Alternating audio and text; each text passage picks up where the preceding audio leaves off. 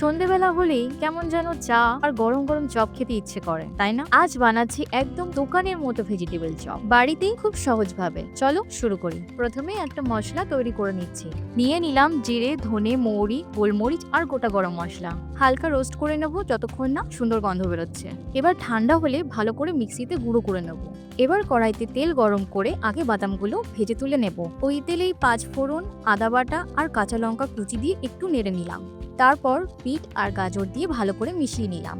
এরপর মটরশুঁটি, স্বাদ মতো লবণ, হলুদ, লঙ্কা গুঁড়ো আর সামান্য চিনি দিয়ে কিছুক্ষণ ঢেকে রাখলাম।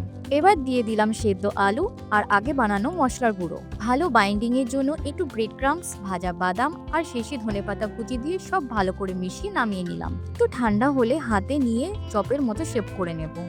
এরপর কর্নফ্লোর আর বেসনের ব্যাটারে ডুবিয়ে ব্রেড ক্রাম্বস দিয়ে ভালো করে কুট করে নেব। এইভাবে সবগুলো তৈরি করে রাখলাম। এবার গরম তেলে চপগুলো দিয়ে উল্টে পাল্টে লাল লাল করে ভেজে নিলাম। এইরকম গরম গরম ভেজিটেবল চপ আর সাথে একটু কাসুন্দি সন্ধেবেলায় চায়ের সাথে একদম জমে যাবে। কমেন্টে জানাও তোমরা চপের সাথে টমেটো সস না কাসুন্দি পছন্দ করো।